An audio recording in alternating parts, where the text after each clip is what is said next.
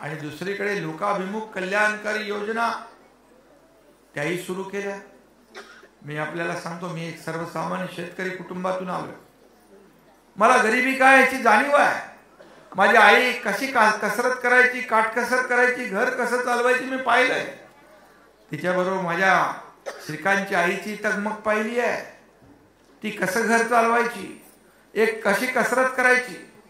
आणि मी तर काय शाखा प्रमुख झालो, नगरसेवक झालो, तर घरामधून काय मग सगळं सांभाळलं।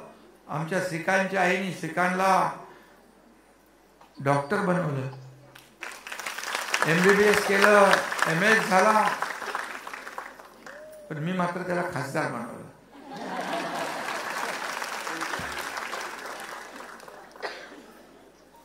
मला वाटतं तो खासदार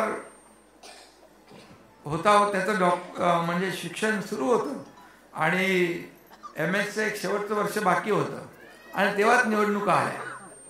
त्याला बोललो लढ, आणि खासदार झाला। सगळ्यात कमी वयाचा खासदार आपला शिवसेनेतला।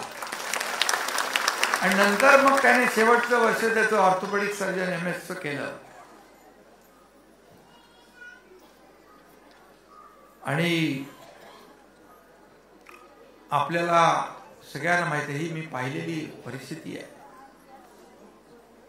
आणि म्हणून मी ठरवलं होतं की मी मुख्यमंत्री झाल्यानंतर माझ्या डोक्यात जे होतं ते मी माझ्या दोन्ही उपमुख्यमंत्र्यांबरोबर चर्चा केली की आपण म्हणतो सर्वसामान्यांचं सरकार, सर्वसामान्यांच्या आयुष्यामध्ये चांगले दिवस आणायचे आहेत, आपल्याला काहीतरी केलं पाहिजे। मग सगळ्यात अगोदर मुख्यमंत्री माझी लाडकी बहीण योजना आम्ही घोषणा केली। सभागृहात बसलेल्या माझ्या लाडक्या बहिणी कोणाकोणाला त्याचा लाभ मिळाला तर हात वर करा।